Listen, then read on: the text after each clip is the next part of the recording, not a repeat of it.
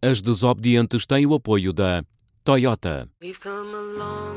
Na Toyota, declaramos otimistas em relação ao amanhã, porque sabemos que já o estamos a construir. São projetos como um Toyota Uma Árvore, que já plantou mais de 200.000 árvores em florestas portuguesas, ou a iniciativa Um Toyota Uma Missão, que apoia instituições de solidariedade social que nos mantêm em movimento para chegarmos onde queremos, mais além. Conheça os projetos Toyota que estão a fazer mover o mundo em toyota.pt. E quem era ao certo esta mulher? Contra um tempo e um país que não a quis ouvir. As boas meninas podem ir para o céu, mas são as más que mudam a história. A Pide estava de olho em todos os seus movimentos e durante a escrita de As Mulheres do Meu País foi novamente levada para Caxias, desta vez pelo crime de defender a paz. Uma das primeiras memórias que Alice Vieira tem da prima é tê-la ido buscar com os tios à prisão. Lembra-se de ficar espantada ao ver a sua expressão. Como é que ela, depois de presa, vem com um sorriso? À porta da cadeia já estava a magicar outra. Era uma autêntica revolucionária. Está no ar o último episódio das Desobedientes da Rádio Observador, também disponível em podcast. E a personalidade que encerra esta galeria de 12 mulheres extraordinárias é realmente uma figura digna de grand final. Maria da Conceição Vassalo e Silva da Cunha Lamas. Se não conhece, vai já começar a perguntar-se o que andou a perder. Eu sou a Margarida Villanova e tenho como sempre comigo a escritora Maria João Lobo de Carvalho, autora do livro que inspirou estas conversas, As Revolucionárias, 12 Mulheres Portuguesas Desobedientes, e o escritor e guionista Alexandre Borges, rapaz que, enfim, deixámos entrar para depois não virem cá queixar-se que são um sexo fraco e quê. Maria João, Alexandre, esta é uma história de luta, resistência, insubmissão, mas é também a história de uma mulher movida pelo amor. Até porque ela diria, pode-se amar não amando ninguém, pode-se amar a vida. Que vida foi esta, Maria João, Alexandre? Uma vida que eu acredito que todos os nossos ouvintes vão amar, vocês não acham? Absolutamente. Bom, nasce com Maria da Conceição Vassalo e Silva, de facto, no fim do século XIX, em 1893, na linda terra de Torres Novas, e vai, claro, atravessar, claro, não é tão claro assim na altura, mas vai viver quase todo o século XX. Agora, ela já nasce de uma mistura explosiva, não é? A mãe muito católica e conservadora e um pai republicano convicto. Já isto devia haver grande discussão em casa. O pai tinha diversas profissões, era guarda-livros, era comerciante, era industrial, foi provedor da misericórdia, fez tudo um pouco. Eles têm 6 filhos. Pronto, davam-se bem, pelo menos nos lençóis. E ela é a mais velha de 4 irmãos. Seguem-se 2 raparigas e depois um rapaz. Um deles vai ser o mais novo, vai ser o último governador da Índia Portuguesa. Vassalo e Silva, justamente, que tem uma história incrível. Podemos contá-la já ou deixar na frente? Conta. Ele, portanto, vai ser o general Manuel António Vassalo e Silva, o último governador da Índia Portuguesa, está de Goa da Mão e Dio.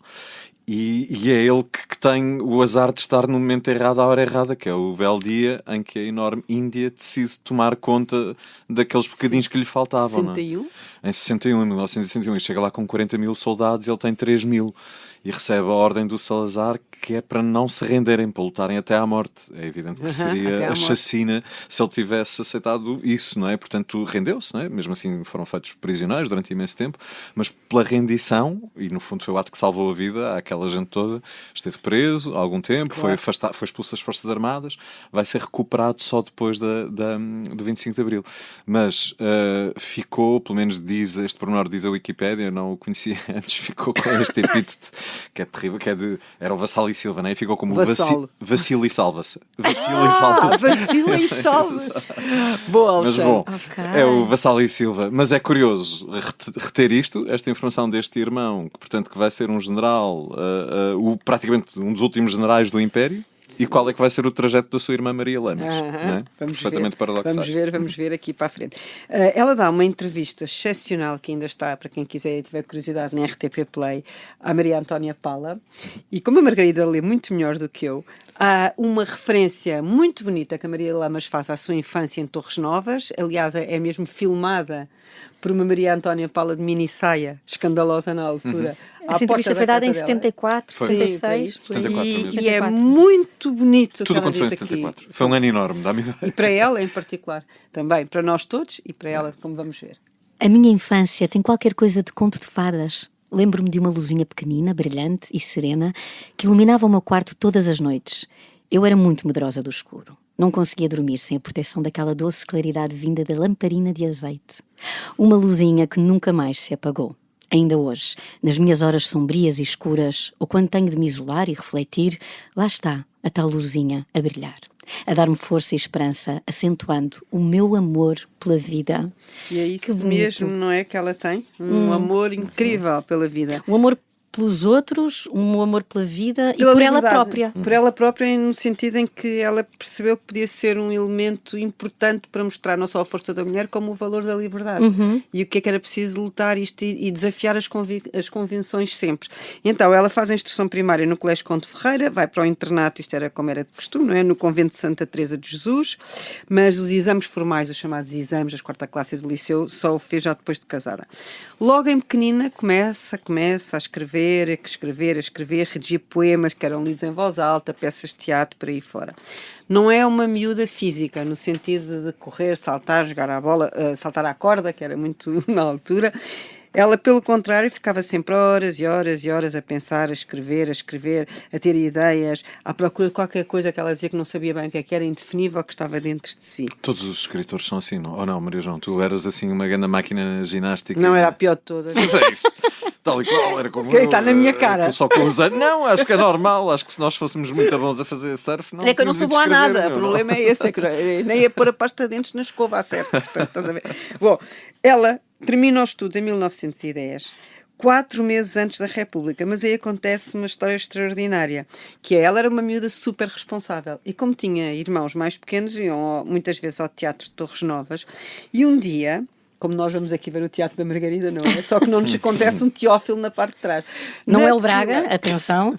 Sim, na fila imediatamente Não é atrás Braga. dela estava o Teófilo, um aspirante de cavalaria, que fica fascinado com a maturidade daquela rapariguinha de 16 anos na altura a tomar conta de 4 irmãos. Fica de tal forma embevecido por ela que resolve passar várias vezes a cavalo à porta de casa dela a olhar quem estava à janela e quem sabe a declarar-se, não sabemos o que é que se passava naquela janela, que ela também não contou muito. Mas eis que ela recebe uma carta através do irmão, uma carta que era uma declaração de amor, e o que é que ela faz?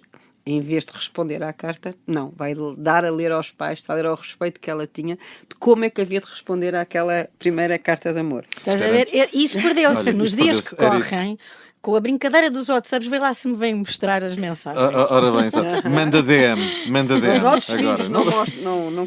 Bem, ele tinha 25 anos, era republicano, oficial da Escola Prática de Cavalaria de Torres Novas, estava com ótimas intenções e acabam por se casar. Portanto, tinha ela 17 anos. Né? E vai atrás dele. E vai atrás dele e é o primeiro casamento civil. Isto é muito importante. Alguma vez realizado em Torres Novas, não é? Agora reparem só como eram as coisas antigamente. Ela, em 2 anos, tem 2 filhos, a Maria Manuela e a Maria Emília. Portanto, teve a primeira com 18 anos, a segunda com 19 anos. Ok? Pronto. Em 1913, quando já estava grávida da segunda, decide deixar o marido, que entretanto estavam em Angola, não é? Passaram uns tempos em Angola, e viver para Portugal. É claro que ela achava que ia conseguir o divórcio e a tutela das filhas, mas nada é fácil neste país em relação a tudo isto, não é? Não, e à época em particular que viviam. Foram 7 Agora, anos até... Alice Vieira, que é prima, a nossa Alice Vieira, escritora de literatura infantil, uma mulher com uma gargalhada, a melhor gargalhada de Portugal, acho eu, sempre cheia de energia, que me contou histórias inacreditáveis e infinitas sobre esta Maria Lamas, de forma que eu fiquei apaixonada por Maria Lamas. Uma das coisas mais tristes que nós temos aqui a discutir antes de gravarmos isto é o episódio que hoje podemos dizer de violência doméstica. Margarida, és capaz de dar a tua chega. Parece que a Alice Vieira não era muito bem tratada pelo Teófilo. Isso não. Desculpem. Maria Lamas é prima. Sim, ela partilha ela partilha que o marido a arrastava pelos cabelos em casa e que era-lhe insuportável viver com um homem assim e que por essa razão, 2 anos depois de estar casada e ainda que grávida da segunda filha, decide divorciar-se dele. E consegue, são precisos 7 anos, mas contra tudo e contra todos, e numa altura em que o divórcio não era bem visto e era insultada na rua, mal vista na rua. Ela não quis, não havia palavras que a demovessem, e seguiu firme na sua luta, quer pela custódia das miúdas, quer pelo seu divórcio. E, entretanto, entre a Primeira Grande Guerra, o Teófilo vai para a Flandres e ela, com as miúdas, como a Margarida estava a dizer, tinha que as financiar, não é? Que as pagar a educação, e então trata de começar a escrever loucamente, usando, como sempre, o quê? Os pseudónimos. Maria Fonseca, Serrana Dário, e o mais bonito de todos, que é Madre Silva. Ela, e não é o único, ela usa Madre Silva, também adorei Madre Silva, e depois também usa Rosa Silvestre. Eu pensei, o que é que ela tem com as flores? Torres Novas. Torres Novas. Interessante, imaginem que ela começa a trabalhar, claro, como elas todas se cruzam, como vimos dizendo, na Agência Americana de Notícias, de quem falámos, da Virginia Quaresma, que lhe dá um trabalho, no fundo, para ela se conseguir sustentar. E aí cruza-se, como não podia deixar de dizer, com todas as outras feministas da altura, umas mais velhas do que outras, mas tínhamos a Virginia Castro Almeida, a Adelaide Cabeta, a Quintanilha, e publicava um pouco nos mesmos jornais, não era na Época, no Século, na Civilização, e no suplemento infantil muito importante, chamado Reino dos Miúdos, que mais uma vez foi ideia da Maria Lamas. Mais uma na literatura infantil, não é? Mais uma começa na literatura infantil, começa e continua, porque ela é muito, uma presença muito forte. Eu lembro em pequena ler livros ler o Correio da Tia Filomena, que vamos falar adiante, da Maria Lamas. Em 1920, finalmente, como a Margarida dizia, depois destes anos todos, é-lhe concedido o divórcio, mas ela não desiste de se casar. Ela não desiste do amor, eu acho isso bonito. Alguém que nunca... Mas desde quando é que amor e casamento é a mesma coisa, Margarida? Pronto. Ela também, estamos nos anos ela vai 20, já aprender isso a seguir. Ela vai continuar no amor e menos no casamento. Ela, quando chegámos ao terceiro casamento, percebemos que não há duas sem três, e que... Ela casa-se então com o que ela própria considera um erro de casting, que é espetacular. Imaginem, um jornalista não só católico, como apoiante monárquico, que escrevia na Época, um jornal, aliás, conservador, que vai depois seguir a ideologia toda do Estado Novo, é um jornal católico e com apoiantes monárquicos. E este Alfredo da Cunha Lamas é um dos mais importantes do jornal à Época, e ela, não sei como, com estas convicções políticas tão diferentes, não é? Às vezes o encanto está na variedade, não é? Os opostos atraem-se, mas já os pais dela, não é? Com os pais dela tinha funcionado. Seguindo esse exemplo, acaba por se casar com ele, tem mais uma filha, Maria Cândida, em 1936, e logo a seguir volta o quê? Vai voltar a separar-se, mas vai ficar sempre com o nome Lamas, curiosamente. Eu não sei se ela alguma vez teve verdadeiramente o divórcio aqui ou se foi só quando ele morreu. Não tenho a certeza que se eles simplesmente não se separaram. Agora, este Alfredo da Cunha Lamas diz, não é? Porque ela ficou sempre, não é? Ficou Maria Lamas tudo, depois. Alfredo da Cunha Lamas. Sei só uma coisa, que é, ele dirigiu revistas satíricas, e uma delas, por acaso, era muito gira, que era o Talaça. Porque eu vi isto quando andei no centenário da República a escrever documentários sobre o assunto, e o Talaça era o grande suplemento satírico da Primeira República, sobretudo nos cartoons, nas caricaturas e não sei o quê. Era muito giro. Pronto, era o inimigo público da época, não é? De há 100 anos. E ele era o diretor. O que faz sentido, porque de facto ele era um monárquico convicto. E aquele era a grande sátira à República, no fundo, não é? A grande crítica à República. Mas era muito fixe. Mas pronto, não resultou mesmo, não é? Então, nos loucos anos 20, ela torna-se de facto... Não era uma jornalista de reportagem como era a nossa Virginia Quaresma, mas sim, trabalhava nos jornais, era poeta, era escritora, era tradutora, usava esta Rosa Silvestre, que falámos há pouco, escreveu um livro de poesia humildes, muito bonito, e depois um romance chamado Diferença de Raças.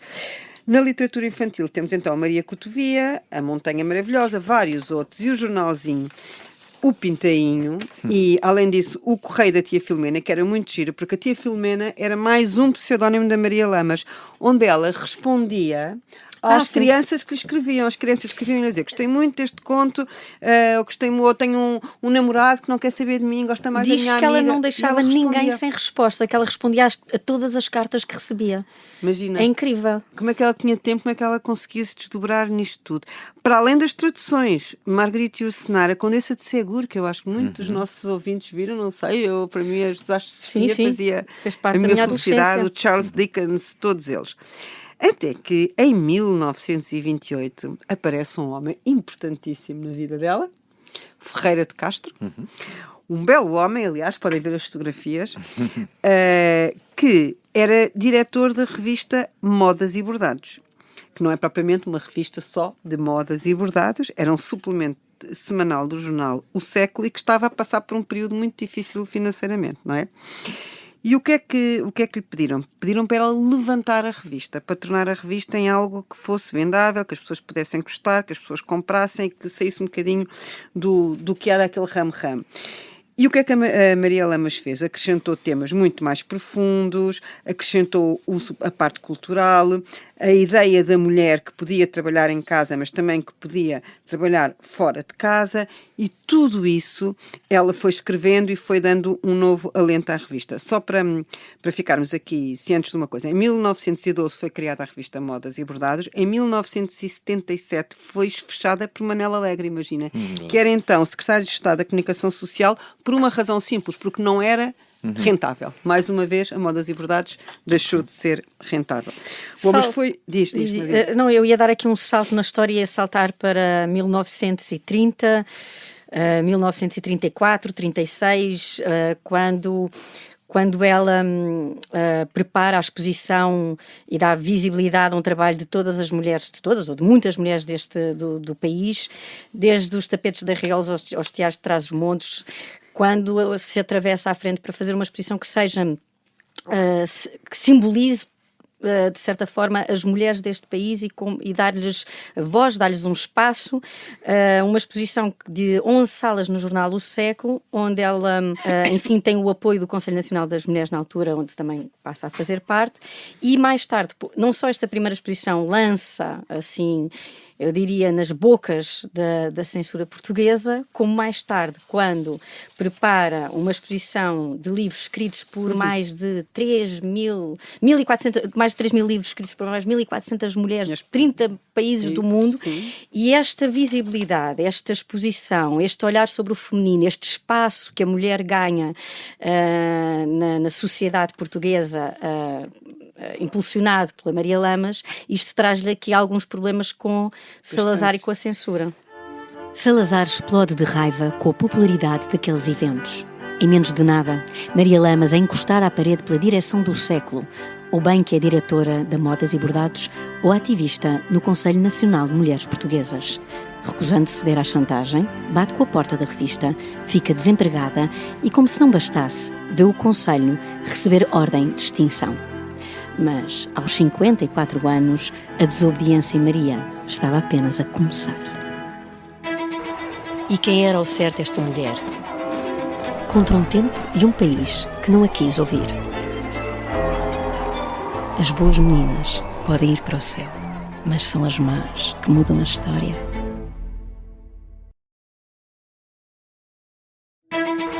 E quem era ao certo esta mulher? Contra um tempo e um país que não a quis ouvir. As boas meninas podem ir para o céu, mas são as más que mudam a história. Segunda parte das Desobedientes. Por causa do seu ativismo na luta pelos direitos das mulheres, a escritora e jornalista Maria Lamas é despedida do jornal O Século e vê o regime extinguir, no turno dela como presidente, o Conselho Nacional das Mulheres Portuguesas, uma organização histórica fundada por Adelaide Cabete 33 anos antes e que tinha sido fundamental para a evolução, apesar de tudo, da causa feminista.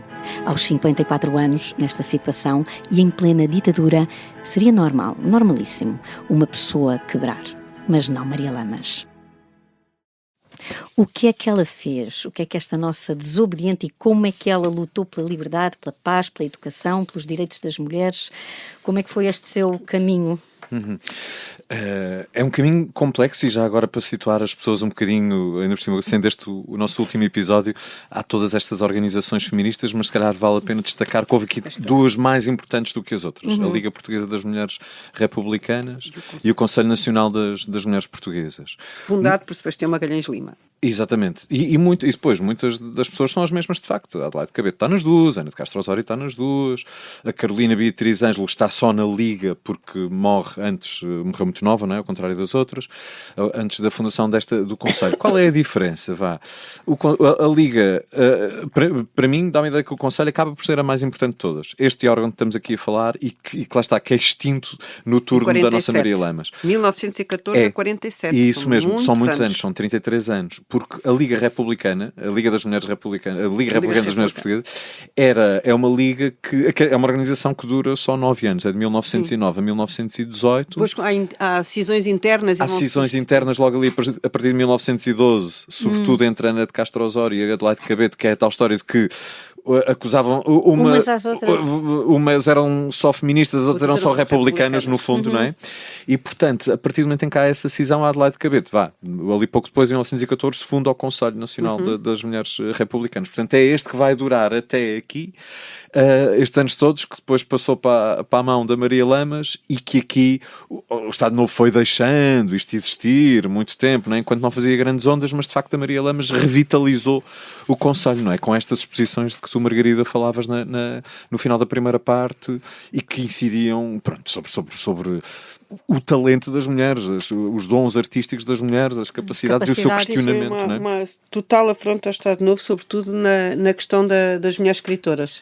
Não é? Exatamente. Imaginem todo o mundo, e quase todas sem pseudónimos, e a expressarem livremente as suas opiniões. Deve ter feito os nervos em franja ao Salazar, não é? Tal e qual. Imaginemos. Era aquele perfil muito diferente. Uma das coisas giras na exposição dos trabalhos delas, e que me diz especialmente respeito, muito aqui às desobedientes, também a mesa de trabalho da Carolina Michaelis, de trabalho da Carolina Michaelis e da Maria Amália Vaz de Carvalho, e o ateliê da Marquesa da Lor, não é? Tudo pessoas que nos são muito queridas e que ela trouxe, outra vez ressuscitou, não é? Algumas, a Carolina Michaelis ainda foi a presidente honorária do Conselho Nacional das Mulheres Portuguesas, mas que ela, uma forma de tal como nós perpetuar e agora manter a estamos a memória perpetuá-las, ela também perpetuou, e isto é muito bonito de se ver.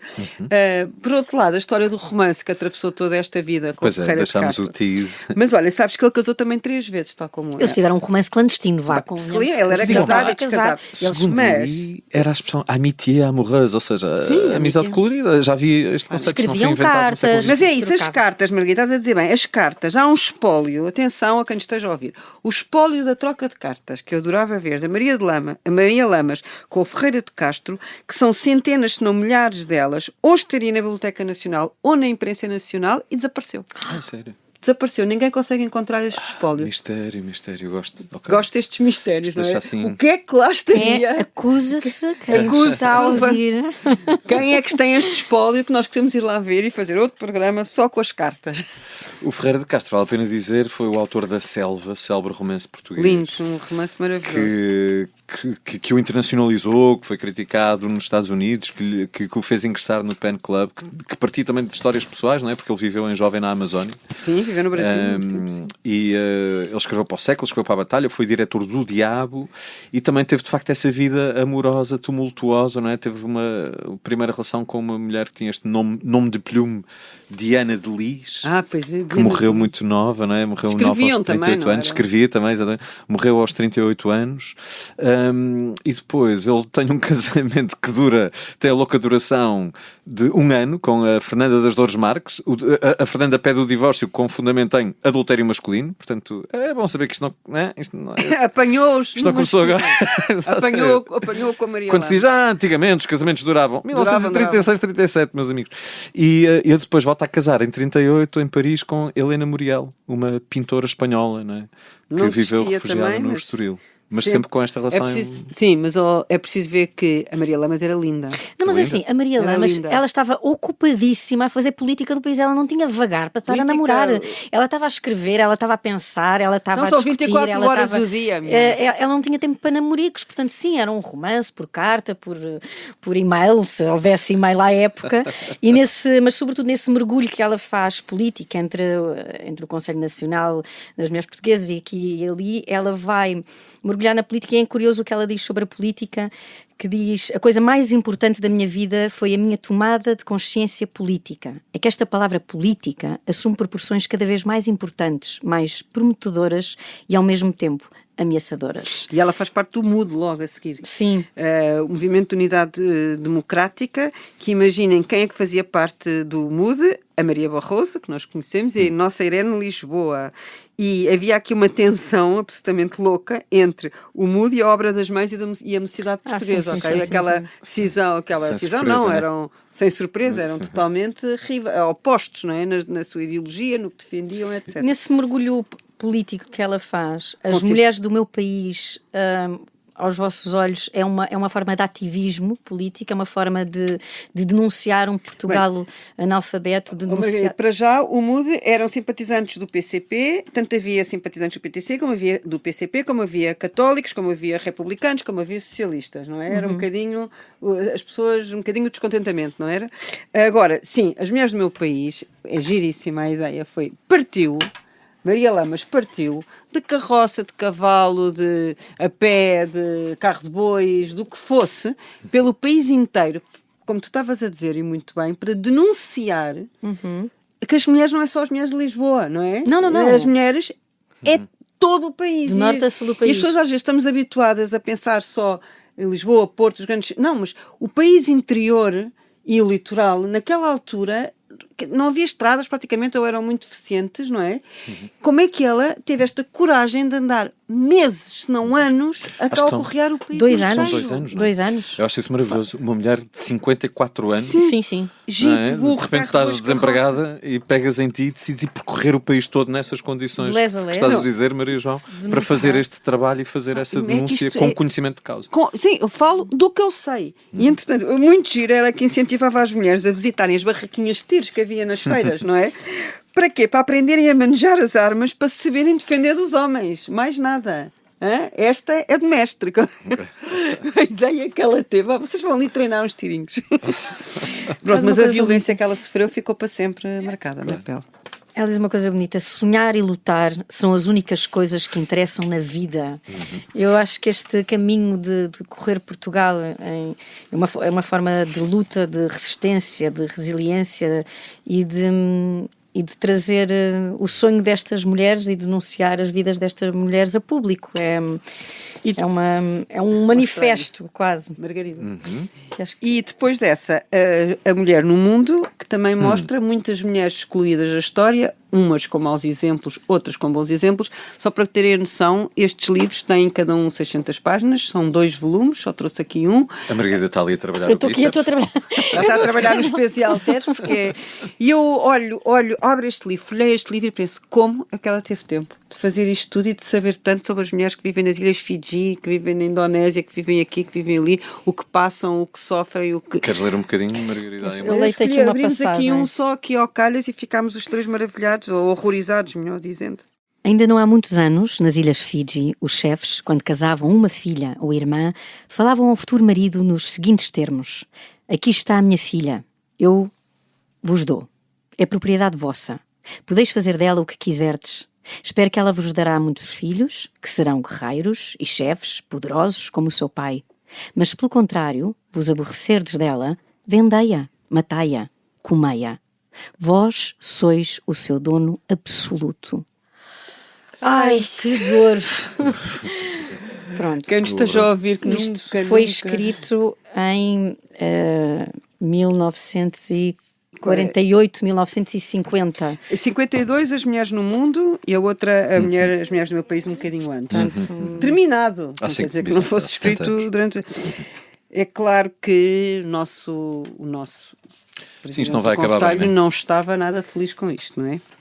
Até que há de haver o dia que... Até que o dia... Até que o dia chega Que em que che- ela que- e a é PIDE presa bate em à porta. Caxias. E eram miseráveis as condições. É bom que nós tínhamos noção do que é que a Maria Lamas passou. Esta cela era do mais miserável que imaginar se possa. 2 catres, uma caixa de madeira, um lavatório, um balde e um jarro. Mais nada. Fomos muito maltratadas nessa noite. Exato, é um relato da primeira vez que é presa. Nas mulheres portuguesas na resistência, ela recorda a segunda prisão como uma das mais duras. Dessa vez puseram-me sozinha, durante 3 meses. Eu não suporto a solidão. Preciso de comunicar, de modo que em breve estava com alucinações. E é giro, porque a gente percebe que ela de facto precisa de comunicar. É interessante até... Ela escrevia as cartas para as outras, as outras reclusas. Há uma reclusa que é analfabeta, não é? E a quem ela vai escrever as cartas para o namorado, julgo eu, as cartas de amor, não é? E a bordar paninhos a ponto de cruz para as filhas, e a dar passos no corredor e a somar os passos, 17 passos e meio de comprido, 14 de lado. Falam umas com as outras através do autocolismo, aparentemente, comunicam puxando o autocolismo com números de vezes que puxam a água para passarem. Sim, mas ela, o que é giro é que ela, sabendo disto tudo, conta a Alice Vieira, cada vez que iam buscar a Caxias, ela dizia: o que é que eu vou fazer agora para voltar para aqui? Exato, que foi como a Margarida começou o nosso episódio. Foi ela sair da prisão já a rir e a preparar a próxima. Ela esteve presa 3 vezes. 3 vezes, exatamente. Aos 50 e tais e 60, né? Sim, anos, sim. Portanto, Sim. dureza, não era uma miúda de 20. Não era uma inconsciente, ela sabia o que estava a fazer. E não ia desistir nunca do que ela achava que estava certo, não é? Sim. O que ela achava que era a luta pelas mulheres e pela liberdade e por pensar pela própria cabeça e tudo isso, não é? Exato. Ela depois junta-se a uma organização chamada Congresso Mundial da Paz, não é? Sim. Que é uma vai viajar por... É isso, vai viajar por muitos sítios. É uma organização muito ligada aos partidos comunistas internacionais, porque, embora é uma organização pacifista, mas que nasce no pós-guerra, não é? Muitos movimentos antinazis, antifascistas. E sobretudo contra a bomba, não é? O grande pavor do apocalipse nuclear. Mas depois é uma organização que vai estar muito ligada, lá está, às Uniões Soviéticas, às Chinas, a defender as lutas dos trabalhadores em Cuba, não é? Na Nicarágua, nestes territórios mais conotados politicamente, que depois é o que a Maria Lamas obviamente vai assumir, mas neste lugar e nesta organização e com esta idade que já sabemos e com este currículo / cadastro das 3 prisões e da perseguição política, ela vai começar mesmo a viajar pelo mundo, não é? Para ir a estes congressos. Queres falar-nos disso? Não, entretanto, há aqui uma paixão, não é? Que terá sido, imaginem, uma pessoa aos 80 anos apaixonar-se por nem mais nem menos do que o chefe do governo da República Popular da China, de seu nome, que eu não sei ler bem isto, talvez a Margarida saiba melhor, Xu Enlai. Xu Enlai. Eu também não sou bem entendida, mas... Fluente. Macau e tu. Bom, portanto, e este amor acontece a todas as idades, como se vê, não é? E ela já nunca deixou de estar viva? De estar viva, de viver e deixar ir, contagiar pelas emoções. Mas é isto, não é? Ela vai em Moscou, vamos lá ver, voltar anos naquela 50, altura, 60. Ir a Moscou. Faz um Por resumo. Estado Novo, não é? Uma mulher vai participar nestas conferências a Moscovo, à China, a Pequim, onde é recebida, lá está, pelo primeiro-ministro chinês. Ainda hoje, ser recebido pelo primeiro-ministro chinês, qualquer coisa. Uma mulher que não desempenhava qualquer cargo político ser recebida pelo primeiro-ministro chinês pode ver-se a sua dimensão e o seu carisma. Singapura, Japão pós bombas atómicas, não é? Aliás, esteve em Hiroshima. Foi ao Sri Lanka, andou reunida nestas comissões para a paz e o desarmamento, e depois, obviamente, já não tem condições de voltar a Portugal. E fica em Paris. Ela percebe que se voltar a Portugal vai ser presa imediatamente, então decide ir para Paris. E olha que bela altura de estar em Paris. Todas são belas. Ela aqui ainda viveu lá uns anos, mas vai presenciar isto, vai presenciar o maio de 68. Ela está lá nessa altura. Não, com estes todos. E as pessoas com quem ela se cruzou: Pablo Neruda, Margarida Ursenar, Manela Alegre, Jorge Amado, Zélia Gade, sei lá mais quem é que ela terá convivido. Imaginas o que era aquele melting point em Paris. E tem um papel importantíssimo com os variedíssimos exilados, os refugiados que a Paris chegaram, e que ela não deixava para trás. Abria a porta da sua casa e fazia as honras. A Alice Vieira esteve lá, bateu à porta, como era prima, entrou para desabafar os seus dramas de amor. Lá ficou 2 anos. Vieira, lá ficou 2 anos e viveram o maio de 68 da maneira mais intensa que é possível, não é? Iam correr pelas ruas, insultavam a polícia, atiravam pedras à polícia. Às tantas houve um dia em que a Alice Vieira estava a tentar mandar um pedregulho a um polícia e a Maria Lamas puxou-a. Não, esse não pode ser, espera até eles passarem, já mandas as pedras outra vez. Agora reparem a idade que a Maria Lamas tinha. Ela já tinha 70 anos. A lutar aos lados dos estudantes. No maio de 68, se não estou em erro, ela já tinha 70 anos. Já tinha. Ela regressa a Portugal com 74. Ela nasceu em 93, portanto tinha 75. E já com a garantia de tirar pedras e baldes de água. E a baldes de água fria. Baldes de água para a rua para ajudar as pessoas que estavam na rua a suportarem os gases, não era? Regressa a Portugal e acaba por viver em Évora com a filha, com a Maria Cândida, mas falta-lhe tudo. Às vezes dizem-lhe assim, mas Dona Maria, está tão jovem, a juventude está na cabeça. E diz ela, pragmática como tudo, mas a juventude de espírito não me ajuda a descer escada. Exato. Até que finalmente recebe uma grande recompensa da história, não é? Uma grande recompensa da história. O 25 de Abril, ela vai viver o 25 de Abril, vai assistir finalmente ao corolário daquilo porque lutou toda a vida, não é? Queres ler um bocadinho, Margarida? É uma exaltação e uma evocação trazer hoje aqui ao presente todas as passagens da minha vida como mulher, como lutadora, como mãe, como ser humano. Tenho 80 anos, militei no Partido Comunista Português, sou uma socialista que preza o valor da independência e é histórico o que se está a passar no meu país. Vivo quase há um século e vi o mundo passar por todo o tipo de transformações no encadeamento e precipitação constantes. Entre tantas guerras e revoluções, passei pelo sonho de Júlio Verne, pela ida do homem à lua. O que é preciso é transformar o homem. Quando se trata do bem comum, é preciso sacrificar qualquer coisa. Essa é que é a conquista de que eu sou uma espectadora privilegiada. Muito bem. É uma entrevista que ela dá, é o certo de uma entrevista que ela dá ao Rádio Clube Português a 30 de Abril de 64, 6 dias depois da Revolução. É nesta altura que ela se filia finalmente no Partido Comunista Português. Pronto, Vamos converter. Exato, agora já podia ser, exato, é agraciada várias vezes, isso. É reconhecida. Oficial da Ordem da Liberdade. Tudo isso é verdade, mas Maria Lamas era amor e era isso a grande arma. Foi por muitas pessoas chamada como mãe. O amor para ela exprime a vida, explica a existência, assim como define a sua personalidade. E mais uma vez a Alice Vieira diz com muita graça, quem fez aquela esgotou o molde, nunca mais fez uma igual. Esgotou-se o molde da Maria Lamas. One of a kind. É. E vai falecer depois ali aos 90, não é? Aos 90 anos. E escreve as suas últimas palavras num cartãozinho que deixa às filhas e que diz, muito obrigada por tudo o que fizeram por mim. Quando ela fez tanto por nós todos, por Portugal, pelas mulheres, pela liberdade.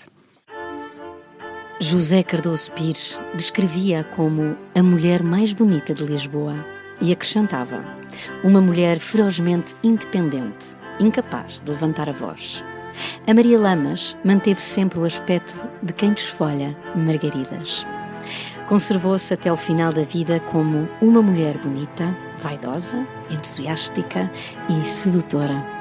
Apaixonou-se doidamente aos 80 anos, sem dizer a ninguém quem era o destinatário desse amor.